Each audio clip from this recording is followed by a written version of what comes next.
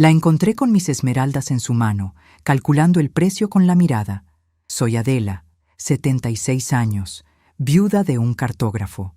Pero el mapa de mi verdadero tesoro no estaba en ese cajón. Mi casa siempre tuvo el olor a papel viejo y tinta, un aroma que para mí era el perfume del trabajo bien hecho, de una vida entera dedicada a trazar líneas que daban sentido al mundo. Mi esposo, Simón, y yo compartimos ese oficio durante casi 50 años. Él iba a campo, volvía con las botas llenas de barro y los ojos brillantes de quien ha visto un pedazo de tierra que nadie había entendido antes. Yo, en nuestro taller, convertía sus mediciones y sus notas en mapas. Mapas que no solo mostraban ríos y montañas, sino también las vetas ocultas de la tierra, las promesas silenciosas bajo la superficie.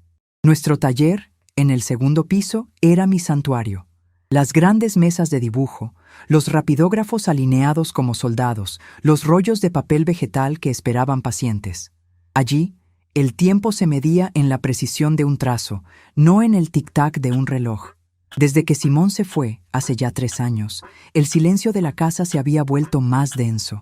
Pero era un silencio mío, un silencio lleno de sus ecos. Hasta hace 6 meses. Fue cuando mi hijo Arturo y su mujer, Valeria, decidieron que yo ya no podía vivir sola. «Es por tu bien, mamá», me dijo Arturo, con esa voz suave que usaba siempre que quería convencerme de algo que yo no deseaba. «Valeria y yo nos preocupamos.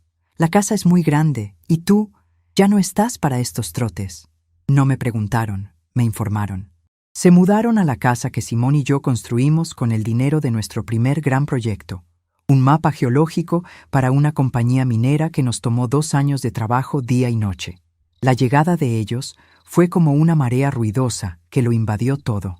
De repente, mi silencio fue reemplazado por el sonido constante de su televisor, por las conversaciones a gritos de Valeria por teléfono, por el desorden de sus cosas que se esparcía por los pasillos como una enredadera. Mi taller fue lo único que declaré zona prohibida. «Aquí no», les dije el primer día, parada en el umbral, sintiendo la firmeza de la madera bajo mis pies. «Este es mi lugar de trabajo». Arturo asintió, pero Valeria me miró con una sonrisita que no me gustó nada. Una sonrisita que decía, «por ahora». En las últimas semanas, esa sonrisita se había vuelto más frecuente y venía acompañada de preguntas. Preguntas casuales, lanzadas como al descuido mientras me servía el té. «¿Y este jarrón, suegra? ¿Es de alguna marca importante?» O, mientras quitaba el polvo de los muebles del salón, «Qué bonitos estos cuadros. Deben valer bastante, ¿no?». Yo respondía con evasivas. «Es un recuerdo de un viaje», decía. O, «a Simón le gustaba». Nunca le daba el gusto de oír un número, una cifra, porque no era dinero lo que yo veía en mis cosas. Veía el viaje a Florencia donde compramos el jarrón, la tarde en que el pintor amigo nuestro nos regaló ese cuadro como pago por un mapa de su tierra natal. Cada objeto en mi casa era una coordenada en el mapa de mi vida. Para Valeria, eran solo lotes de una futura subasta. Y luego estaban las visitas al médico. Mi reumatismo, que siempre me había acompañado como un viejo amigo gruñón, se había puesto más pesado. El doctor me recetó unas pastillas nuevas. Me habló de la importancia de no hacer esfuerzos. Valeria lo acompañó a la última consulta. Yo no quería, pero insistió con tanto fervor que Arturo me convenció. «Ella solo quiere ayudar, mamá». Cuando salimos, el rostro de Valeria era una máscara de preocupación fingida, pero sus ojos brillaban con una luz extraña, una excitación que no supe interpretar en ese momento. Ahora lo entiendo todo. El médico debió decir algo sobre los achaques de la edad, sobre cómo estas cosas son crónicas, y la mente de Valeria lo tradujo a su propio idioma. Una sentencia. Esa tarde, el aire en la casa se sentía particularmente pesado. Yo estaba en mi taller, intentando limpiar las puntas de mi rapidógrafo favorito, un Rotring que Simón me regaló en nuestro 10º aniversario. Mis manos temblaban un poco más de lo habitual, y la tinta se resistía a fluir. Sentí una punzada de frustración. Era en esos pequeños detalles donde la edad me mostraba los dientes. De repente me acordé de una caja de herramientas de precisión que Simón guardaba en el armario de nuestro dormitorio. Tenía unas pinzas finísimas que serían perfectas para desatascar la plumilla. Dejé el rapidógrafo sobre el papel secante y salí del taller. Mientras cruzaba el pasillo, noté el silencio. Un silencio que no era el mío. Era un silencio culpable. El televisor estaba apagado. El teléfono no sonaba. La puerta de mi dormitorio, que yo siempre dejaba cerrada, estaba entreabierta. Una línea de luz se escapaba por la rendija. Me acerqué sin hacer ruido. Mis zapatillas de fieltro se deslizaban por el parqué pulido sin emitir sonido alguno. Un escalofrío me recorrió la espalda. No era miedo, era certeza. La certeza de que iba a encontrar algo que no quería ver. Empujé la puerta suavemente, y allí estaba ella, Valeria. No estaba de pie, hurgando. Estaba sentada en el borde de mi cama, con mi joyero de madera de sándalo abierto sobre el edredón. El sol de la tarde entraba por la ventana, iluminando el desorden de collares, pulseras y anillos que ella había esparcido sobre la tela. No los estaba admirando, los estaba clasificando. A un lado, un pequeño montón con las piezas que ella consideraba de más valor. Al otro, las que despreciaba. Tenía en la mano mi collar de esmeraldas, el que Simón me compró en un viaje a Colombia, después de vender los derechos de un mapa de una nueva veta que él había descubierto. Recuerdo sus palabras: para que tus ojos siempre tengan el verde de las montañas que amamos, Adela. Valeria sostenía el collar contra la luz, entrecerrando los ojos como un tasador barato. No se había dado cuenta de mi presencia. Murmuraba para sí misma. Sí, los pendientes a juego deben estar por aquí. El broche de zafiros, quizás. El resto es bisutería barata. Sentí como si el aire se hubiera vuelto sólido en mis pulmones. Cada latido de mi corazón retumbaba en mis oídos. No era el valor del oro o de las piedras lo que me dolía. Era la profanación. Estaba tocando mis recuerdos con sus dedos codiciosos. Estaba pesando mis años de amor en una balanza de pura avaricia. Carraspeé. Un sonido seco, pequeño, pero en el silencio de la habitación sonó como un disparo. Valeria dio un respingo y se giró. Por un segundo vi pánico en su cara, pero desapareció tan rápido como llegó, reemplazado por esa máscara de suficiencia que tanto detestaba. Se levantó, dejando caer el collar sobre la cama sin ningún cuidado. «Ah, suegra, qué susto me ha dado», dijo, con una voz que pretendía ser cantarina. Solo estaba ordenando un poco. Esto era un desastre. Me quedé quieta en el umbral mirándola. No dije nada. Mi silencio pareció ponerla nerviosa. Su sonrisa se tensó. «Bueno, ya que está aquí», continuó, su tono volviéndose más afilado, más impaciente. Se cruzó de brazos, como si fuera ella la dueña de la habitación, la dueña de la situación.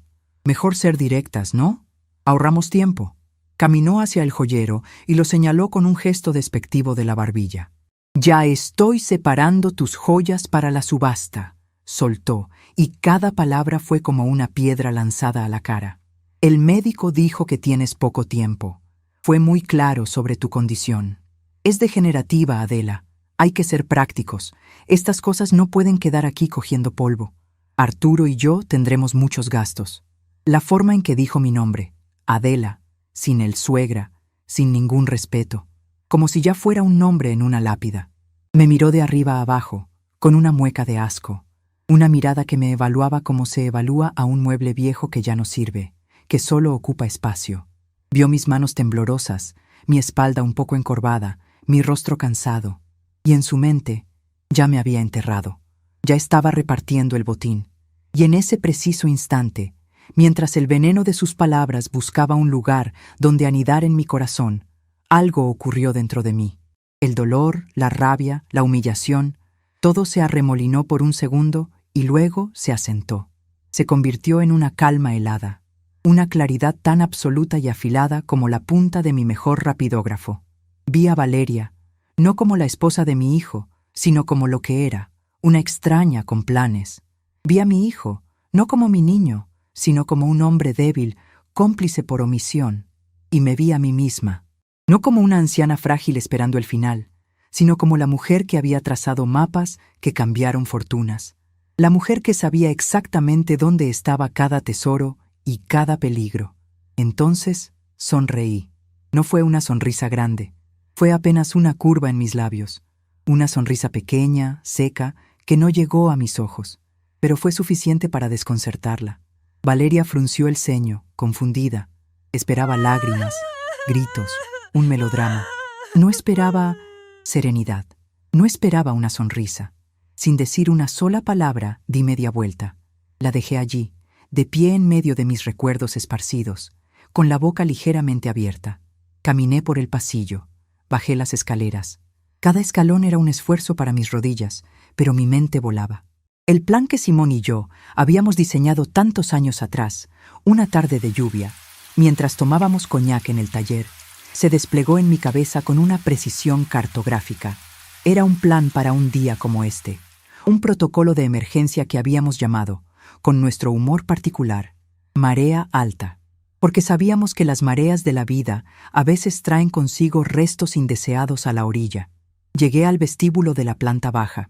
Allí, en un pequeño hueco bajo la escalera, todavía conservábamos el viejo teléfono negro de disco, el que instalamos cuando nos mudamos. Lo descolgué. El auricular se sentía pesado y frío en mi mano. Mi pulso era firme. Marqué el número de memoria. Los clics del disco rotatorio eran el sonido de un mecanismo que se ponía en marcha. Sonó 3 veces. Despacho Beltrán y Asociados. Buenos días. Con el señor Beltrán, por favor, dije, mi voz sonando extrañamente joven, extrañamente fuerte. Dígale que llama Adela Iturriaga. Hubo una pausa. Conocía a Ernesto Beltrán desde que era un muchacho recién salido de la Facultad de Derecho. Había sido el protegido del abogado de toda la vida de Simón. Señora Iturriaga, qué gusto. Un momento, por favor. Escuché el clic de la transferencia. ¿Adela? La voz de Ernesto sonó al otro lado, cálida y preocupada. ¿Estás bien? ¿Ha pasado algo? Estoy perfectamente, Ernesto, respondí, y la sonrisa volvió a mis labios, esta vez un poco más amplia. Miré hacia la escalera, imaginando a Valeria arriba, todavía confundida, quizás empezando a sentirse incómoda. Solo llamo para decirte que ha llegado el momento. Necesito que actives el protocolo Marea Alta. Hubo un silencio al otro lado de la línea. Un silencio cargado de comprensión. Pude casi oír el engranaje de su mente legal y metódica poniéndose a trabajar. Entendido, Adela, dijo finalmente, su tono ahora puramente profesional. Considera la marea subiendo. Empezaré de inmediato. Colgué el teléfono y el clic final selló el comienzo de todo. Me quedé un instante de pie en el vestíbulo, sintiendo el frío del mármol bajo mis pies. La casa ya no se sentía invadida. Se sentía como un tablero de ajedrez donde yo acababa de hacer el primer movimiento, y ellos ni siquiera sabían que estaban jugando. Los 2 días que siguieron a esa llamada fueron un estudio de silencio y tensión. El aire en mi casa, la casa que Simón y yo habíamos levantado viga por viga, se volvió espeso, cargado de palabras no dichas y miradas que pesaban como plomo. Después de colgar el teléfono con Ernesto, me quedé un momento en el vestíbulo, con la mano todavía sobre el frío plástico negro del auricular. Sentí el mármol helado bajo mis zapatillas. Era el mismo mármol sobre el que Arturo había aprendido a caminar, el mismo que yo había fregado de rodillas después de que Simón entrara con las botas llenas del lodo rojo de una expedición. Cada losa era un recuerdo. Y Valeria quería venderlo todo por metro cuadrado. Respiré hondo. El olor a cera de abeja y a papel antiguo, el perfume de mi hogar, se mezclaba ahora con una fragancia floral y agresiva, el perfume de Valeria. Era como una planta invasora intentando ahogar a las especies nativas. Subí las escaleras, no con la urgencia de la confrontación, sino con la lentitud deliberada de quien vuelve a su puesto de mando. Mis rodillas protestaron en cada escalón, pero mi columna vertebral se sentía más recta que en años. Cuando entré de nuevo en mi dormitorio, Valeria había guardado las joyas. Lo había hecho con una prisa culpable, metiendo los collares de cualquier manera en el joyero de sándalo. Estaba de pie junto a la ventana, de espaldas a mí, mirando el jardín, fingiendo una calma que no tenía. ¿Todo en orden?, preguntó sin volverse. Su voz intentaba ser casual, pero tenía un borde afilado. Todo en su sitio, respondí, y mi voz sonó tan tranquila que hasta yo me sorprendí. Caminé hacia el tocador y abrí el joyero. El collar de esmeraldas estaba enredado con una cadena de perlas que me había regalado mi madre. Con paciencia, comencé a desenredarlos. Mis dedos, que a veces temblaban al sostener una taza de té, ahora se movían con la precisión de un cirujano o de una cartógrafa. Valeria se giró por fin. Tenía los brazos cruzados y una expresión de impaciencia mal disimulada. «Creí que te había dado un disgusto, Adela», dijo, usando mi nombre de nuevo como un arma. «Bajaste las escaleras como si hubieras visto un fantasma». «Un disgusto no», corregí suavemente, sin levantar la vista de mi tarea. «Una aclaración. A veces, una necesita una perspectiva clara para entender el terreno que pisa». Coloqué el collar de esmeraldas sobre el paño de terciopelo. Las piedras brillaron con una luz verde y profunda. Estas piedras tardaron millones de años en formarse, Valeria. Soportaron presiones y temperaturas que ni tú ni yo podemos imaginar. Tienen más paciencia que tú y que yo juntas. Nos enseñan que las cosas de verdadero valor no se apresuran. Ella soltó una risita seca, despectiva. «Por favor, no me vengas con poesías. Estamos hablando de pragmatismo, de prepararse para lo inevitable». «¿Lo inevitable?», pregunté, levantando la vista por fin y mirándola directamente a los ojos. «Dime, Valeria, ¿qué es exactamente lo inevitable para ti?». Su rostro se endureció. La falsa preocupación se desvaneció, dejando al descubierto la cruda avaricia. «Lo inevitable es que el tiempo pasa, que los cuerpos se desgastan. Lo inevitable es que Arturo y yo tenemos una vida por delante y necesitamos una base sólida. Esta casa, estas cosas, son esa base. Es nuestro futuro». «Vuestro futuro», repetí, paladeando las palabras. «Pero lo estáis construyendo sobre mi presente y sobre mi pasado». En ese momento, escuchamos el sonido de la puerta principal abriéndose. Era Arturo, que volvía del trabajo. Su presencia, que antes me traía una punzada de alegría, ahora solo anunciaba una nueva capa de complicación. «¡Llegué!», gritó desde abajo. Valeria no perdió el tiempo. Salió de la habitación como una flecha. «Arturo, cariño, sube. Tienes que hablar con tu madre». Me quedé donde estaba, junto a mi joyero. Escuché sus pasos apresurados en la escalera, su voz susurrante y urgente contándole a mi hijo su versión de los hechos. Una versión donde ella era la víctima, la nuera preocupada, y yo, la anciana desagradecida y difícil. Unos minutos después, Arturo apareció en el umbral de la puerta. Tenía el rostro cansado de un largo día de trabajo, y ahora, además, una expresión de agobio. «Mamá», empezó, con ese tono conciliador que yo conocía tan bien. El tono que usaba para evitar conflictos, para no tener que tomar partido, aunque al no hacerlo, siempre tomaba el de ella. «¿Qué pasa, Arturo?», le pregunté, mi voz todavía serena. «Valeria me ha contado, dice que la has acusado de... bueno, de algo terrible. Ella solo estaba ordenando, intentando ayudar. Está muy afectada». Se frotó la frente, evitando mi mirada. «Dice que la encontraste en tu cuarto y que luego bajaste y tuviste una llamada muy extraña. ¿Con quién hablabas?». Miré a mi hijo, el niño al que le había enseñado a leer mapas, a entender las curvas de nivel y la rosa de los vientos. El hombre en que se había convertido parecía haber perdido el norte por completo. «Hablaba con un viejo amigo», respondí, poniéndonos al día. «Mamá, por favor», insistió, acercándose un paso. «Valeria está preocupada por tu salud. El médico dijo...». «Yo sé lo que dijo el médico, Arturo. Yo estaba allí», le interrumpí, mi voz adquiriendo un filo de acero. «Y también sé lo que vi aquí dentro hace una hora. Vi a tu mujer con mis joyas en la mano, tasándolas como si ya estuviera muerta. Vi cómo hablaba de subastar mi vida. Así que no me hables de su preocupación. Háblame de su codicia». Arturo se encogió. La verdad directa siempre le había resultado incómoda. «Estás exagerando.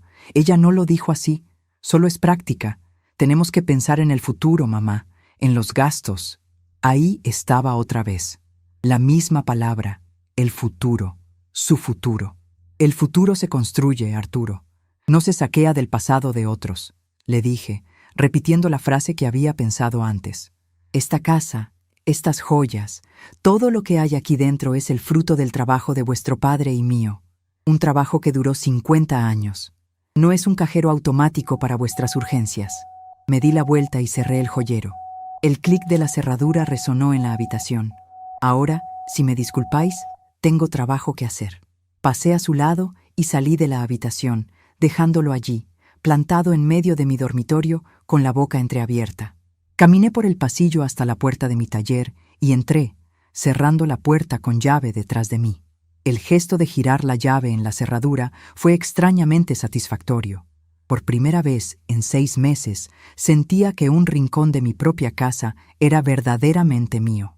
El olor familiar a tinta china, a papel vegetal y a la madera de las mesas de dibujo me envolvió como un abrazo. Era mi santuario, mi fortaleza. Aquí dentro, las voces de Arturo y Valeria se desvanecían. Aquí yo no era una anciana achacosa. Era Adela Iturriaga, cartógrafa. Me senté en mi viejo taburete de trabajo. Sobre la mesa descansaba mi rapidógrafo Rotring, el que había dejado a medias. Lo cogí. Su peso familiar en mi mano era reconfortante. Era una herramienta de precisión, diseñada para trazar líneas claras y definidas sobre el papel. Y eso era exactamente lo que yo estaba haciendo ahora con mi vida, trazando una línea. Durante las siguientes 48 horas, me moví por la casa como una fantasma con un propósito. Cumplía con mis rutinas. Me levantaba a mi hora, preparaba mi desayuno, leía el periódico en el porche. Respondía a sus preguntas con monosílabos amables pero distantes. Me convertí en un mapa ilegible para ellos. Veían la superficie, pero no tenían ni idea de la topografía oculta bajo ella. Valeria me observaba constantemente. La veía por el rabillo del ojo, siguiéndome con la mirada mientras regaba mis geranios, intentando descifrar mi calma. Mi serenidad la desquiciaba. Estaba acostumbrada a las reacciones emocionales, a las discusiones que podía manipular, a las lágrimas que podía despreciar. El silencio y la cortesía la dejaban sin armas. Arturo, por su parte, intentaba actuar como si nada hubiera pasado, con una jovialidad forzada que resultaba patética. «¿Qué tal has dormido, mamá? ¿Quieres que te traiga algo de la calle?». Era su manera de extender un puente sobre un abismo que él mismo había ayudado a cavar. Yo cruzaba su puente con educación, pero no me quedaba en su lado. La segunda tarde, mientras ellos veían la televisión en el salón a un volumen innecesariamente alto, yo estaba en mi taller. No estaba dibujando, estaba ordenando. En el fondo de un gran armario metálico donde guardábamos los mapas más antiguos y delicados, había una serie de tubos de cartón grueso, idénticos a los que contenían nuestros trabajos, pero uno de ellos no estaba etiquetado con coordenadas o nombres de regiones. Tenía una sola palabra, escrita con la caligrafía elegante de Simón: ancla. Saqué el tubo. No pesaba mucho. Lo llevé a mi mesa de trabajo y quité la tapa. Dentro no había un mapa de una tierra lejana, sino un conjunto de documentos enrollados, sujetos con una cinta de seda azul. El plan Marea Alta no era una simple estrategia, era una arquitectura legal y financiera que Simón y yo, con la ayuda del padre de Ernesto Beltrán, habíamos diseñado hacía más de 20 años. Lo hicimos después de que un viejo colega nuestro fuera despojado de todo por su familia en sus últimos años. «A nosotros no nos pasará, Adela», me había dicho Simón esa noche. «Nuestra casa es nuestro fuerte. Y todo fuerte necesita un buen sistema de defensa». Desenrosqué los papeles bajo la luz de mi lámpara de arquitecto. Eran escrituras, actas notariales, documentos de un fideicomiso, papeles que cambiaban la naturaleza de todo lo que poseíamos. Transformaban activos visibles en fortalezas invisibles. Eran el mapa de mi tesoro, el de verdad. Y las coordenadas no llevaban a un cofre enterrado, sino a la libertad. Revisé cada cláusula, cada firma. Todo estaba en orden. La marea estaba lista para subir. Al día siguiente, justo después del almuerzo, sonó el timbre. Arturo y Valeria estaban en el salón. Yo estaba en la cocina, preparando una infusión de manzanilla. Valeria se levantó de un salto, con una agilidad que delataba su expectación. Quizás pensaba que era algún repartidor o una de sus amigas. Pude verla a través de la puerta entreabierta mientras se dirigía al vestíbulo. Abrió la puerta. En el umbral había un hombre de unos 50 años, vestido con un traje discreto y con un maletín de cuero en la mano. No era nadie que Valeria conociera. ¿Sí?, preguntó ella, su tono a medio camino entre la curiosidad y la desconfianza. «Buenas tardes», dijo el hombre con una voz serena y profesional. «Busco a la señora Adela Iturriaga». Mi nombre es Ramiro Fuentes. Arturo se había asomado desde el salón, intrigado. ¿Fuentes? ¿Quién es usted?, preguntó mi hijo. Soy tasador inmobiliario profesional, explicó el señor Fuentes, entregándole a Arturo una tarjeta. El señor Ernesto Beltrán, del despacho Beltrán y Asociados, me ha contratado para realizar una evaluación completa de esta propiedad. Tengo una cita para hoy a las 3. El silencio que cayó en el vestíbulo fue tan denso que se podría haber cartografiado. Vi la cara de Valeria pasar del desconcierto a la incredulidad, y de ahí a una furia mal contenida. Miró a Arturo, que estaba tan pálido como el papel vegetal de mi taller. Sus mentes, tan rápidas para calcular el valor de mis joyas, ahora se esforzaban por procesar esta nueva información. ¿Un tasador? ¿Para qué? ¿Estaba yo pensando en vender la casa a sus espaldas? La idea debió de parecerles a la vez una traición y una estupidez. ¿A dónde iría yo? Sus cabezas se giraron al unísono hacia la cocina, donde yo había aparecido en el umbral, sosteniendo mi taza de manzanilla humeante. Me miraron como si me estuvieran viendo por primera vez, no a la anciana frágil que habían decidido tutelar, sino a una extraña, una jugadora impredecible en un juego que ni siquiera sabían que existía. Les dediqué la misma sonrisa pequeña y seca que le había dedicado a Valeria en mi dormitorio 2 días antes. «Pase, señor Fuentes», dije, mi voz resonando clara en el silencio tenso. Estaba esperándolo. ¿Quiere empezar por el jardín o prefiere ver primero el interior? El señor Fuentes era un hombre metódico. Tenía la mirada tranquila de quien está acostumbrado a medir el mundo en metros cuadrados y calidades de construcción, pero también el respeto de quien sabe que las casas viejas guardan más que polvo en sus rincones. Cuando lo invité a pasar, su mirada recorrió el vestíbulo, no con la avidez de un comprador, sino con la apreciación de un experto. Valeria y Arturo se quedaron petrificados a la entrada del salón, como 2 estatuas de sal, observando cómo la realidad se desviaba bruscamente del curso que ellos habían trazado para mí. Si le parece, podemos empezar por la planta baja y el jardín. Así aprovechamos la luz de la tarde, sugerí, mi voz sonando perfectamente normal, como si recibir a un tasador fuera la cosa más natural del mundo. «Perfecto, señora Iturriaga», asintió él, abriendo su maletín y sacando una libreta y un medidor láser. Valeria carraspeó, un sonido áspero que pretendía llamar la atención. «Disculpe», dijo, dirigiéndose al señor Fuentes, pero mirándome a mí. «¿Se puede saber qué está pasando? Mi suegra no está en condiciones de tomar decisiones de este calibre». El señor Fuentes, con una profesionalidad impecable, ni siquiera se giró hacia ella. Su atención estaba fija en mí.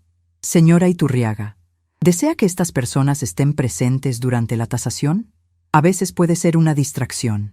Era una jugada maestra, ejecutada con la sutileza de un diplomático. En una sola frase, los había convertido en extraños en su propia casa o en la que creían suya.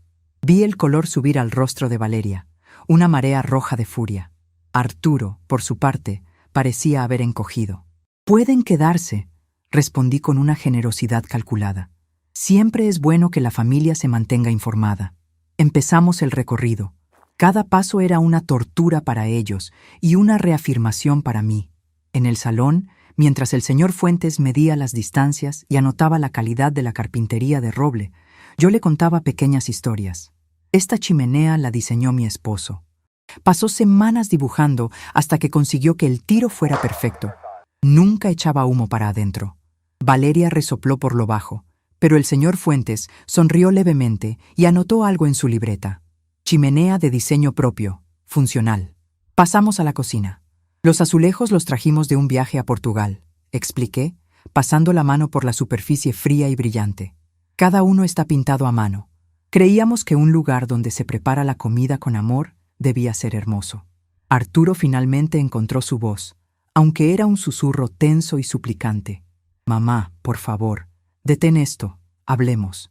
«Estamos hablando, hijo», le contesté, señalando al señor Fuentes. «Estoy poniendo la casa en orden. Es algo que tu padre y yo siempre quisimos hacer». Salimos al jardín. El sol de la tarde filtrándose a través de las hojas del viejo roble que Simón había plantado cuando nació Arturo. El señor Fuentes se detuvo a admirarlo. Un ejemplar magnífico, aumenta el valor de la propiedad considerablemente. Mi esposo decía que las raíces de un buen árbol son como la memoria de una familia. Comenté, más para mí que para ellos. Valeria me lanzó una mirada que podría haber marchitado las rosas. Estaba claro que ella prefería una familia sin memoria y sin raíces, solo con una cuenta bancaria abultada. El recorrido continuó, habitación por habitación. Ellos nos seguían a una distancia prudencial, susurrando entre ellos como dos conspiradores de opereta. Sus rostros eran un poema de confusión y rabia. Creían que yo estaba vendiendo la casa, liquidando su herencia antes de tiempo. La idea de que el dinero pudiera escapárseles de las manos los estaba volviendo locos. No se les ocurría pensar que pudiera haber otro plan, un mapa diferente al que ellos manejaban. Finalmente, llegamos al pasillo del segundo piso, a la puerta de mi taller. Saqué la pequeña llave de latón de mi bolsillo, la misma que había girado con tanta satisfacción 2 noches antes. «Y este es mi estudio», le dije al señor Fuentes, «el corazón de la casa». Metí la llave en la cerradura. Valeria se adelantó. Su intención era clara. Quería entrar, quería ver qué secretos guardaba mi santuario. «Si no te importa, Valeria», dije, sin girarme, mientras abría la puerta. «Este es un espacio de trabajo muy delicado. Hay planos, herramientas de precisión. Demasiada gente podría alterar el orden». La dejé en el pasillo, con la palabra en la boca. Entré con el señor Fuentes y cerré la puerta a mi espalda. No del todo, pero lo suficiente para que el mensaje fuera inequívoco. Ella no era bienvenida. Pude sentir su furia ardiendo al otro lado de la madera. El señor Fuentes se quedó un momento en silencio, observando las mesas de dibujo, los mapas colgados en las paredes, la luz que entraba por el gran ventanal del techo. «Esto es más que un estudio, señora Iturriaga», dijo con una voz suave. «Esto es el taller de un artista». «De 2», corregí. «Mi esposo y yo. Desde aquí dibujamos el mundo». Él asintió, comprendiendo. Su tasación del taller fue rápida y respetuosa. Anotó las dimensiones, la calidad de la luz, pero se movía con cuidado, como si temiera profanar un lugar sagrado. En ese momento, supe que Ernesto había elegido al hombre adecuado. Cuando salimos, Valeria y Arturo seguían en el pasillo, rígidos de tensión. El resto de la visita fue rápido. Revisó el ático, el sótano, y finalmente volvimos al vestíbulo. «Tengo todo lo que necesito», dijo el señor Fuentes, guardando sus cosas. «El informe estará listo en un par de días. Se lo enviaré directamente al señor Beltrán». Me tendió la mano. «Ha sido un placer, señora Iturriaga. Tiene usted una casa extraordinaria, una casa con una historia». «Gracias por su tiempo, señor Fuentes», respondí, estrechando su mano. Lo acompañé hasta la puerta. Cuando se fue, el sonido del cerrojo al cerrarse fue como el pistoletazo de salida de una carrera que ellos ya habían perdido. Me giré lentamente. Estaban allí, los dos, en medio del vestíbulo. La cara de Valeria era una máscara de furia contenida. Arturo parecía un niño a punto de llorar. «Ahora sí», siseó Valeria, avanzando un paso. «¿Se puede saber qué demonios ha sido todo esto? ¿Te has vuelto completamente loca? Estás vendiendo nuestra casa». «Corrijo», dije, mi voz tan tranquila que el contraste con su histeria era casi violento. «Estoy tasando mi casa». «Es la casa de la familia», gritó Arturo, la desesperación rompiendo su habitual pasividad. «Es donde yo crecí, es nuestro futuro». «Ah, el futuro», repetí, caminando lentamente hacia el salón y sentándome en mi butaca de orejas, la que daba al jardín. La tela gastada se sentía familiar y reconfortante. «Habláis mucho de vuestro futuro, un futuro que parece depender enteramente de mi presente y de mi pasado, un futuro que planeáis construir sobre mis cenizas, y parece que tenéis prisa por encender la pira». «No digas tonterías», espetó Valeria. «Somos prácticos. Tú misma deberías serlo. Estás mal de la cabeza si crees que te vamos a dejar regalar nuestro patrimonio». «¿Vuestro?», pregunté, arqueando una ceja. «Qué curioso cómo usáis los posesivos. Cuando se trata de cuidarme, es tu madre, Arturo. Cuando se trata de dinero, es nuestro patrimonio. Contadme, ¿cuántos mapas habéis dibujado vosotros dos? ¿Cuántas noches pasasteis en vela comprobando mediciones? ¿Cuántas veces os llenasteis las botas de barro para entender un pedazo de tierra?» Se quedaron en silencio. La pregunta los desarmó. «Ustedes ven un activo en un papel. Yo veo las curvas de nivel de 50 años de amor y trabajo, continué, mi voz baja pero llenando toda la habitación. Y ese mapa, Valeria, no está en venta, no al menos en los términos que tú imaginas. Arturo se pasó las manos por el pelo, al borde de un ataque de nervios. Mamá, ¿qué estás haciendo? ¿A dónde vas a ir? ¿A una residencia? ¿Es eso? ¿Vas a vender la casa para pagar un asilo? La idea parecía horrorizarlo, no por mi bienestar, sino por la imagen pública. ¿Por qué os preocupa tanto lo que yo vaya a hacer? Les pregunté directamente. Si tan convencidos estáis de que me queda poco tiempo, ¿qué más da? Deberíais estar tranquilos, esperando lo inevitable, como dijo Valeria. Esa palabra, inevitable, flotó en el aire entre nosotros. La cara de Valeria se contrajo. Esto es una locura, murmuró. Miró a Arturo con ojos febriles. Está senil. El médico nos advirtió que su condición podría afectar su juicio. Arturo, tenemos que hacer algo. Tenemos que protegerla de sí misma. Hay que quitarle el poder de decisión antes de que lo regale todo a un desconocido. Ahí estaba. La amenaza que Ernesto y yo habíamos anticipado. La última carta de los desesperados. La incapacitación. Pretendían declararme loca para poder tomar el control. Era un movimiento tan predecible como el curso de un río en un valle bien definido. Arturo me miró y por un instante vi una chispa de duda en sus ojos, una sombra del niño que yo había criado. Pero se apagó tan rápido como apareció. La influencia de Valeria era un veneno lento y eficaz. Él asintió levemente. Una capitulación silenciosa. Es por tu propio bien, mamá, dijo, repitiendo el mismo estribillo de siempre. No nos dejas otra opción. Se dieron media vuelta y subieron las escaleras hablando en susurros urgentes, planeando su próximo movimiento. Me dejaron sola en el salón, envuelta en el silencio de la casa. No sentí miedo, ni rabia, solo una profunda y helada tristeza por el hijo que había perdido. Miré por la ventana al roble. Sus ramas se mecían suavemente con la brisa, fuerte, arraigado, inamovible.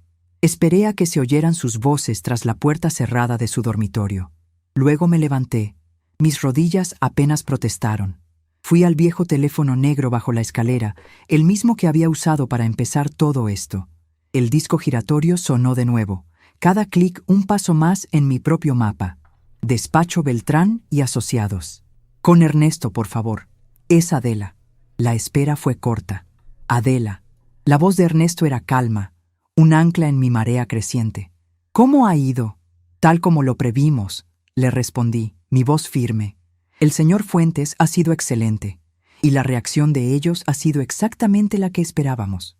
Acaban de subir a su cuarto a planear cómo declararme incompetente. Escuché una leve sonrisa en la voz de Ernesto. Son tan predecibles como la salida del sol. No te preocupes por nada, Adela. Estábamos preparados para este movimiento. Lo sé, dije. Mañana por la mañana te visitará alguien, continuó.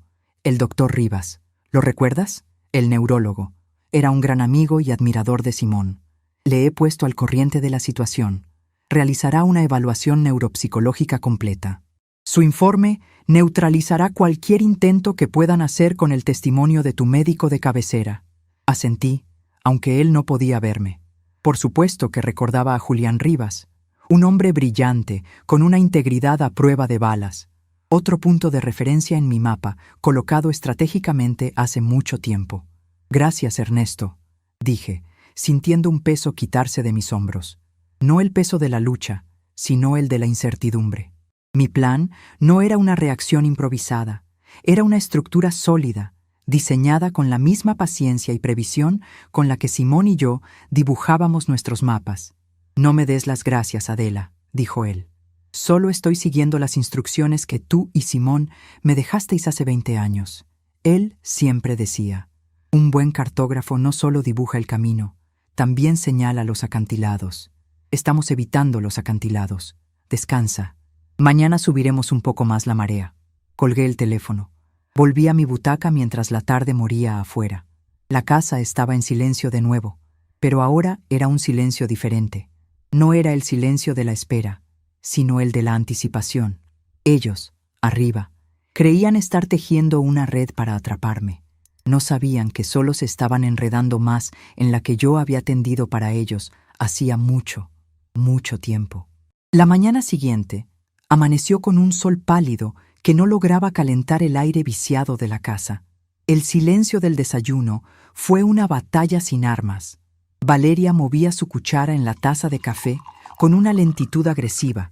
El tintineo metálico contra la porcelana era el único sonido en la cocina. Arturo no levantaba la vista de su plato de tostadas, comiendo sin hambre, con la mandíbula tensa. Yo me limité a beber mi té, observándolos por encima del borde de mi taza. Habían pasado la noche en vela. Lo sabía por las ojeras oscuras bajo los ojos de mi hijo y por el rictus de agotamiento en el rostro de Valeria. Estaban tramando, y su plan les estaba robando el sueño. Intentaron una nueva táctica, la condescendencia vigilante. Valeria insistió en servirme el té, derramando un poco a propósito sobre el platillo. «Uy, perdona, Adela. Con este temblor que tienes, mejor te sirvo yo. No vaya a ser que te quemes». Me tendió una servilleta con una sonrisa que era puro veneno. Arturo, por su parte, me quitó el periódico de las manos. «Deja, mamá, yo te leo los titulares, no fuerces la vista». Me trataban como a una niña, como a una incapaz, construyendo su caso ladrillo a ladrillo con pequeños gestos de falsa preocupación. No respondía a las provocaciones. Simplemente aceptaba su ayuda con una serenidad que parecía descolocarlos aún más.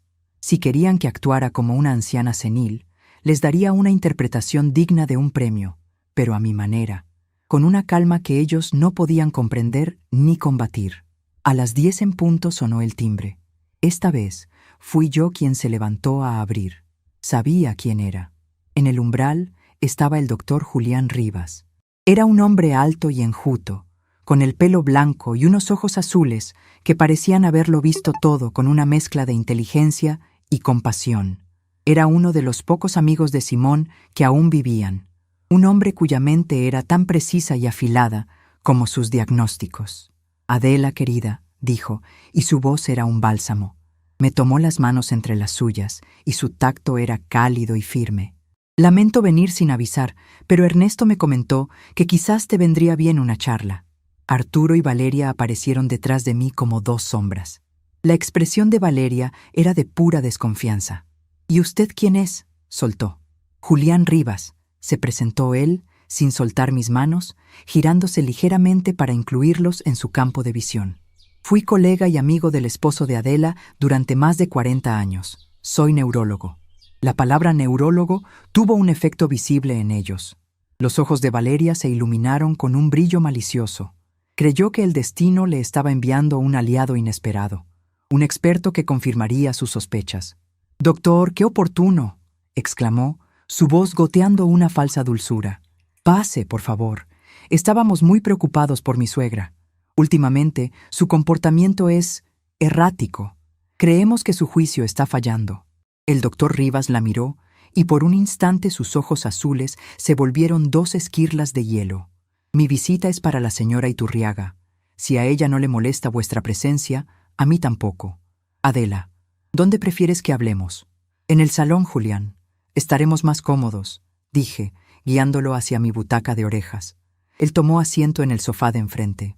Arturo y Valeria se sentaron juntos en el otro extremo del sofá, erguidos y expectantes, como dos buitres esperando que la presa diera su último aliento. La evaluación del doctor Rivas no se pareció en nada a lo que ellos esperaban. No me hizo preguntas capciosas ni me sometió a pruebas humillantes. En cambio, empezó a hablar de Simón. Recordamos anécdotas de viejos proyectos, de viajes, de las discusiones apasionadas que teníamos sobre la curvatura de la Tierra. Me preguntó por mi trabajo, por los mapas en los que estaba trabajando ahora. Saqué de mi bolsillo un pequeño cuaderno y le mostré los bocetos de un mapa botánico del jardín que había empezado a dibujar. «Las flores también tienen su propia geografía, Julián», le expliqué. «Cada una tiene su latitud y longitud perfectas para florecer». Él examinó los dibujos con interés genuino. «Tu pulso sigue siendo extraordinario, Adela. La precisión del trazo es la de siempre». Valeria no pudo contenerse más. «Doctor, con todo respeto, ¿no debería hacerle preguntas sobre el día, la fecha, el nombre del presidente? Está tomando decisiones muy extrañas. Ha contratado a un tasador para vender la casa sin consultarnos». El doctor Rivas levantó la mano, interrumpiéndola sin brusquedad pero con una autoridad inapelable. Señora, la lucidez de una persona no se mide con un almanaque. Se mide por la coherencia de su narrativa vital, por la lógica de sus acciones y por la capacidad de planificar a largo plazo. Y por lo que veo, Adela tiene un plan muy coherente. Se giró de nuevo hacia mí. Adela, ¿te sientes presionada o coaccionada por alguien en esta casa? La pregunta cayó en el salón como una piedra en un estanque. Miré a mi hijo. Arturo se removió, incómodo, incapaz de sostenerme la mirada. Valeria, en cambio, me miró fijamente, con un desafío en los ojos. Respiré hondo. Julián, he vivido más de 70 años. He navegado por terrenos que no estaban en ningún mapa. Sé reconocer una corriente peligrosa cuando la siento. Y últimamente, la marea en esta casa ha subido de forma alarmante. El doctor Rivas asintió lentamente. Se levantó. Gracias por tu tiempo, Adela. Ha sido un placer, como siempre. Se acercó a Arturo y Valeria. Su tono ahora era puramente clínico. Les adelanto mis conclusiones preliminares, que constarán en el informe detallado que enviaré al señor Beltrán. La señora Iturriaga no solo se encuentra en plena posesión de sus facultades mentales, sino que demuestra una agudeza y una capacidad de planificación estratégica que muchos de mis pacientes más jóvenes envidiarían. Cualquier intento de argumentar lo contrario en un juzgado no solo sería infructuoso, sino que podría ser interpretado como un acto de mala fe con posibles consecuencias legales.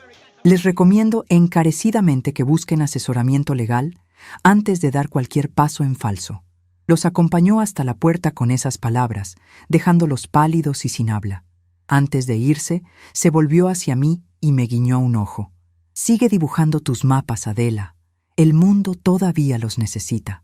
Cuando la puerta se cerró, me quedé sola en el salón. El silencio que siguió no fue tenso. Fue un silencio vacío. La detonación de las palabras del doctor Rivas había dejado un cráter en medio de sus planes. Escuché sus pasos subiendo la escalera. No eran los pasos urgentes de la noche anterior, sino el arrastrar lento de 2 soldados en retirada. Fui a mi taller. El olor a tinta y papel me recibió como siempre. Me senté en mi taburete y cogí mi rapidógrafo Rotring. No para dibujar, solo para sentir su peso en mi mano. Era una extensión de mi voluntad, una herramienta para trazar líneas claras donde otros solo veían confusión. Miré por la ventana el roble del jardín. Simón tenía razón. Las raíces de un buen árbol son la memoria de una familia. Pero a veces, las ramas más jóvenes se enferman, y si no se podan, pueden matar al árbol entero. Yo estaba podando, con la precisión de un cartógrafo y la determinación de una superviviente. Pasaron las horas. No hubo más confrontaciones. La casa estaba sumida en una tregua extraña, como la calma que precede a un terremoto. Comimos en silencio. Por la tarde, mientras yo leía en el porche, escuché a Arturo hablando por teléfono en voz baja en su cuarto, seguramente con un abogado, intentando encontrar una grieta en el muro que yo había levantado. Poco después de las 5 sonó el teléfono, el viejo teléfono negro del vestíbulo. Ninguno de nosotros se movió al principio. El timbre resonaba en la casa silenciosa, cada llamada un eco de la anterior. Al tercer timbrazo, vi a Arturo bajar las escaleras, su rostro una máscara de ansiedad. Valeria apareció en lo alto de la escalera, expectante. Arturo descolgó. Diga. Hubo una pausa. Escuché el murmullo lejano de una voz al otro lado, una voz profesional y sin emociones. La cara de Arturo empezó a cambiar. Pasó de la ansiedad a la confusión, y de la confusión a una incredulidad lívida. ¿Qué? No entiendo, balbuceó. Un fideicomiso. ¿Qué fideicomiso? Se apoyó contra la pared, como si las piernas le fallaran. Valeria bajó corriendo los últimos escalones y se pegó a él, intentando escuchar. Pero, esta es la casa de mi madre, dijo Arturo. Su voz era un hilo. Es nuestra casa. Otra pausa, más larga esta vez. La sangre abandonó por completo el rostro de mi hijo. Se quedó tan blanco como los mapas de papel vegetal que yo guardaba en mi taller. ¿Pagar? ¿Alquiler? Susurró, la palabra saliendo de sus labios como si fuera un veneno. ¿Está de broma? ¿3.500 euros? Eso es una locura. Vi a Valeria arrancarle el teléfono de la mano. «Oiga, ¿quién es usted? Soy su esposa. Esto es un abuso. Es una extorsión», gritó al auricular, pero por su expresión supe que al otro lado solo había un muro de profesionalidad legal. «No puede hacernos esto. Somos su familia». Dejó caer el teléfono. El auricular se quedó colgando, balanceándose. La voz distante de Ernesto Beltrán pidiendo que se calmaran sonaba metálica y lejana. Se giraron hacia mí. Yo no me había movido del porche. Los miraba a través de la puerta abierta del salón. Sus caras eran una mezcla de odio, pánico y absoluta incomprensión. «¿Qué has hecho?», siseó Valeria, avanzando hacia mí. Su cuerpo vibraba de rabia. Arturo la siguió, tropezando. «Mamá, ¿qué significa esto? El abogado dice que la casa ya no es tuya, que pertenece a una sociedad, a un fideicomiso familiar Iturriaga, y que tú eres solo la usufructuaria vitalicia, la administradora». «No solo la administradora», corregí suavemente, dejando mi libro a un lado. «La única beneficiaria mientras viva, y la única con poder de decisión. Es un mecanismo de protección que vuestro padre y yo creamos hace más de 20 años. Lo llamábamos el Plan Marea Alta, para proteger el patrimonio familiar de mareas inesperadas, de piratas.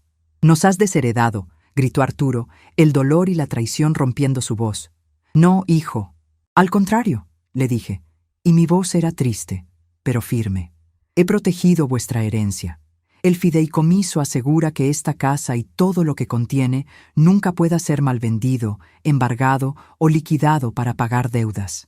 Cuando yo ya no esté, todo pasará a ti y a tus futuros hijos, intacto. Lo que he hecho ha sido quitaros la posibilidad de destruirlo mientras yo vivo». Valeria soltó una carcajada que sonó a un ladrido. «¿Protegerlo? Nos estás echando a la calle. No podemos pagar 3.500 euros de alquiler». «Ese es el precio de mercado», respondí, encogiéndome de hombros. «El señor Fuentes hizo una tasación muy exhaustiva. La casa está valorada en casi 1.200.000 euros. El alquiler es justo. Ustedes querían ser prácticos, ¿no? Pues esto es pragmatismo en su forma más pura. Un contrato de arrendamiento, una transacción comercial. Ya no viven aquí de gratis, a costa de mi bienestar y mi paz. Ahora son inquilinos». «Eres un monstruo», escupió Valeria. «No, soy una cartógrafa», repliqué, mi voz subiendo un poco de volumen por primera vez. «Y un buen cartógrafo sabe que el terreno cambia, que a veces, para proteger el territorio, hay que redibujar las fronteras. Ustedes dos cruzaron una frontera muy importante el día que te encontré en mi cuarto, Valeria, tasando mi vida. Ese día, dejaron de ser familia y se convirtieron en una amenaza. Y yo, como siempre he hecho, tomé las medidas necesarias para asegurar mi posición. Me levanté y caminé hacia la cocina, pasando entre ellos. Estaban congelados en el sitio, sus mentes incapaces de procesar la magnitud de su derrota. El abogado de Ernesto, sin duda, también les habría informado de las conclusiones del doctor Rivas, cerrando su última vía de ataque. Abrí la nevera y saqué una jarra de agua fría. Me serví un vaso. Mis manos no temblaban. «El abogado os enviará el contrato mañana», dije, dándoles la espalda. «Tenéis 30 días para firmarlo o para desalojar la propiedad. Como digo, una decisión puramente práctica. Depende de cómo queráis planificar vuestro futuro». Usé sus propias palabras contra ellos. Práctico, futuro. Las palabras que habían usado como armas ahora eran los barrotes de su jaula. Se quedaron en silencio en el vestíbulo, el teléfono descolgado, emitiendo un pitido monótono y agudo. El sonido de su conexión con el mundo que creían controlar, ahora cortada. Se había hecho justicia. No una justicia de gritos y venganza, sino una justicia silenciosa, estructural y definitiva. La justicia de un mapa bien trazado. El pitido agudo del teléfono descolgado fue la banda sonora de su derrota. Se quedaron allí, en medio del vestíbulo, como si un cataclismo invisible hubiera arrasado el paisaje de sus vidas, dejándolos solos entre los escombros de sus propios planes. Valeria temblaba, no de miedo, sino de una rabia impotente que no encontraba salida. Arturo parecía haberse vaciado por dentro. Su cuerpo estaba allí, pero su espíritu se había desmoronado. Fui yo quien finalmente cruzó el vestíbulo, Cogió el auricular que se balanceaba y lo colocó suavemente en su base. El pitido cesó. El silencio que lo reemplazó era absoluto, denso, un silencio que lo decía todo. No hubo más gritos ni acusaciones. Era como si la revelación final, la arquitectura completa de mi plan, les hubiera robado la energía hasta para odiar en voz alta. Se miraron el uno al otro, y en esa mirada no vi complicidad, sino el principio del fin. Vi el reproche. Cada uno veía en el otro el reflejo de su propia estupidez, de su propia codicia desmedida. Subieron las escaleras sin decir una palabra, no como marido y mujer, sino como dos extraños que acababan de descubrir que habían apostado todo en la misma mano perdedora. Yo no lo seguí. Fui a la cocina y me preparé otra infusión de manzanilla. Me senté a la mesa, la misma donde Arturo había hecho sus deberes de niño, y esperé. El sol se puso, tiñendo las nubes de naranja y púrpura. Desde mi asiento podía ver un trozo del roble del jardín, sus ramas oscuras recortadas contra el cielo encendido. La casa estaba quieta. El ruido empezó una hora después. Un ruido sordo, un golpe, luego el sonido de un cajón que se abre con violencia. Estaban haciendo las maletas. El sonido de su partida duró toda la noche. No eran los sonidos organizados de una mudanza, sino los espasmos caóticos de una huida. Hubo portazos, murmullos airados que subían y bajaban de volumen, el ruido de objetos que se arrastraban por el suelo. En un momento dado, escuché a Valeria sollozar, un sollozo agudo y furioso, no de pena, sino de frustración. Y la voz de Arturo, por primera vez, sonó dura y fría al responderle. La grieta entre ellos se estaba convirtiendo en un abismo. Yo no me moví de la planta baja. Me hice un sándwich. Leí un capítulo de mi libro. Regué las plantas del porche a la luz de la luna. Dejé que la tormenta se desatara en el piso de arriba. Era su tormenta. Ellos la habían creado. Yo solo les había proporcionado el mapa meteorológico. Poco antes del amanecer, el ruido cesó. Un silencio expectante se apoderó de la casa. Luego, escuché sus pasos en la escalera. Bajaban con maletas, con bolsas de lona, con cajas de cartón mal cerradas. Dejaron todo apilado junto a la puerta principal. No tenían muchas cosas. Se habían mudado a mi casa con la expectativa de llenarla con lo mío, no de traer lo suyo. Arturo se acercó a la puerta de la cocina. Yo estaba allí, de pie junto al fregadero, mirando el amanecer. Él se detuvo en el umbral. Su cara, a la luz gris del alba, era la de un hombre mucho mayor, un hombre derrotado. «Nos vamos», dijo, y su voz era un susurro ronco. Yo asentí sin girarme. Lo sé. Esperó, quizás una disculpa, quizás un reproche final. No le di ni lo uno ni lo otro, solo el silencio. «¿Por qué, mamá?», preguntó al fin, y había una genuina y dolorosa incomprensión en su voz. «¿Por qué hacerlo así?». Me giré entonces y lo miré. Miré al hijo que había criado, al hombre en el que se había convertido. «Porque me disteis a elegir, Arturo, entre ser vuestra víctima o ser mi propia guardiana. Elegí el único camino que me dejaba seguir siendo yo. Un cartógrafo siempre elige el mapa que lleva a casa, no el que lleva al precipicio». Valeria apareció detrás de él, su rostro hinchado y pálido de rabia y de llanto. «No te molestes, Arturo. No lo entiende. Está loca». Me lanzó una última mirada cargada de un odio tan puro que era casi tangible. «Disfruta de tu casa, vieja. Disfruta de tu soledad». Abrieron la puerta. El aire frío de la mañana entró en el vestíbulo. Salieron arrastrando sus cosas. Escuché el maletero de su coche abrirse y cerrarse varias veces. Luego, el sonido de las puertas del coche, el motor arrancando, y después, el ruido del coche alejándose por la calle hasta que se desvaneció por completo. Y entonces, el silencio. Pero este era un silencio diferente. Era el mío, el silencio original, el silencio que olía a papel, a tinta y a cera de abeja. El silencio lleno de los ecos de Simón. Mi silencio, mi casa. Lo primero que hice fue abrir todas las ventanas de la planta baja. Dejé que la brisa fresca de la mañana barriera los últimos vestigios de su presencia, el olor de su perfume, la tensión de sus susurros. Luego subí las escaleras, mis rodillas protestando un poco, pero mi espíritu ligero como no lo había estado en meses. Entré en la habitación que habían ocupado. El desorden era considerable. Ropa que no les había cabido en las maletas, un par de zapatos olvidados bajo la cama, el cargador del teléfono de Valeria todavía enchufado en la pared. Metódicamente empecé a limpiar. Recogí sus restos en una bolsa de basura. Quité las sábanas de la cama, que aún olían a ellos, y las metí en la lavadora con una dosis extra de lejía.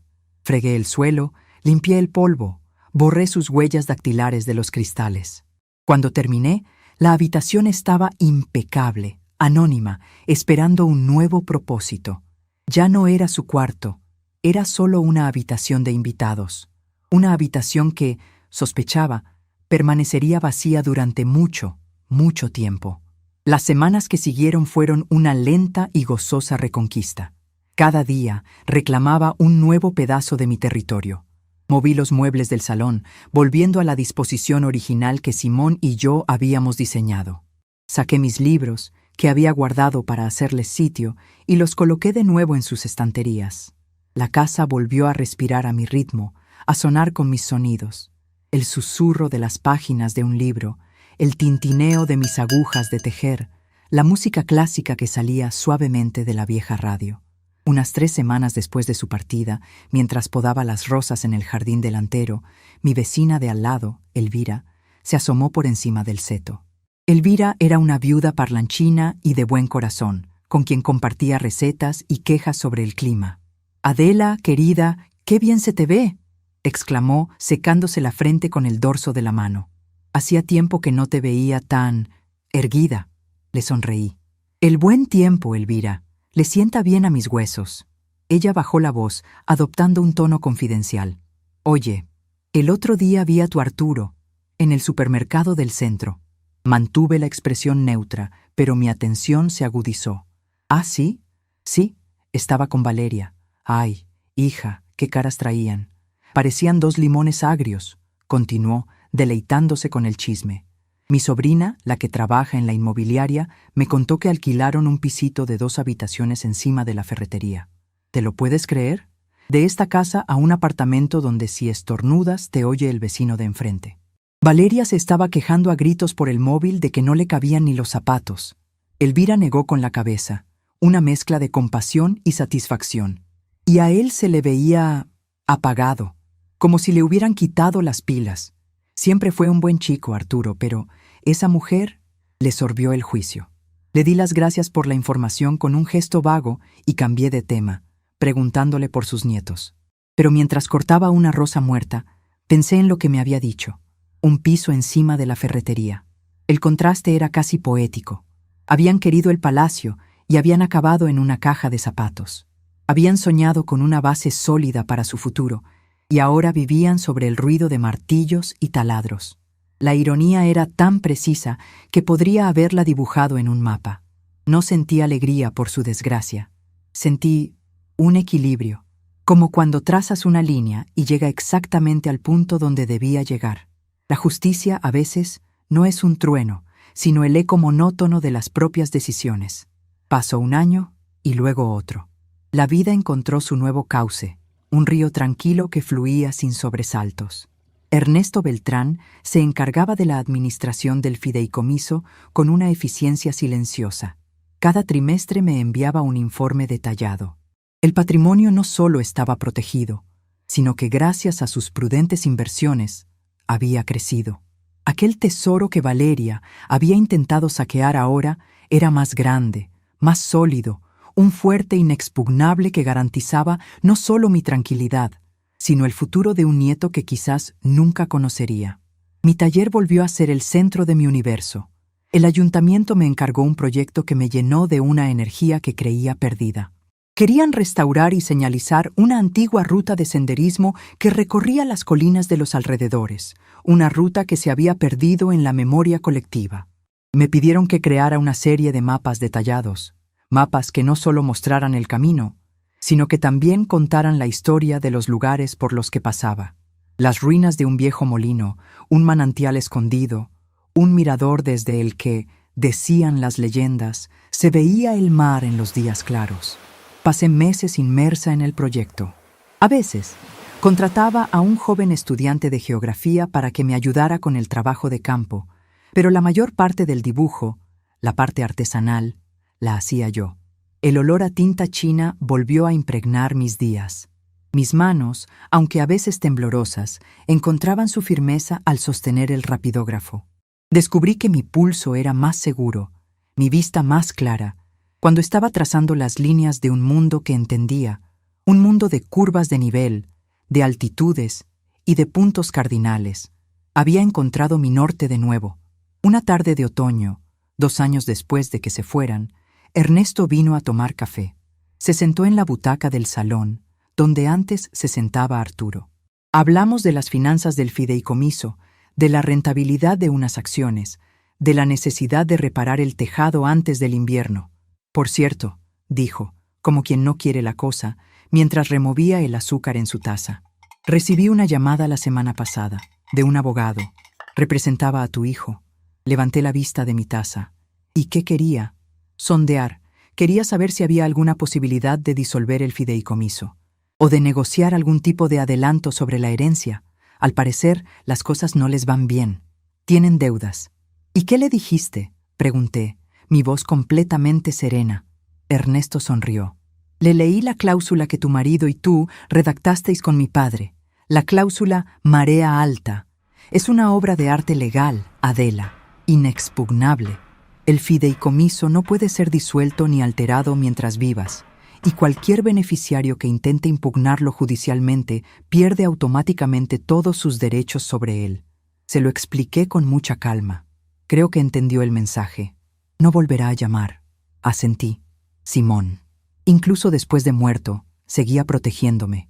Habíamos construido nuestra casa, nuestro patrimonio y nuestras defensas con la misma precisión, con la misma previsión. Esa noche, después de que Ernesto se fuera, subí a mi taller. La luz de la luna entraba por el gran ventanal, bañando las mesas de dibujo en una luz plateada. Sobre la mesa principal estaba el mapa casi terminado de la ruta de senderismo. El mapa del Sendero de la Memoria, como lo habían llamado. Cogí mi viejo rapidógrafo Rotring, el que Simón me había regalado. Su peso en mi mano era como el de una herramienta, pero también como el de una promesa. La tinta fluyó negra y suave sobre el papel. Me faltaba el último tramo, el que llevaba al mirador desde donde se veía el mar. Me incliné sobre el papel, bajo la luz de la lámpara. El mundo se redujo a ese pequeño punto, a la punta de acero que se deslizaba sobre la superficie, dejando un rastro permanente. Un rastro que daba sentido al terreno, que creaba un camino donde antes solo había confusión. No pensaba en Arturo, ni en Valeria, ni en el piso encima de una ferretería. Pensaba en las líneas, en cómo una línea bien trazada puede separar un bosque de un prado, una montaña de un valle, un pasado doloroso de un presente sereno. Y con el pulso firme, el mismo de siempre, tracé la última curva de nivel. Una frontera clara, definitiva, entre las tierras altas de La Paz y el valle de un recuerdo que ya no tenía poder para inundarme.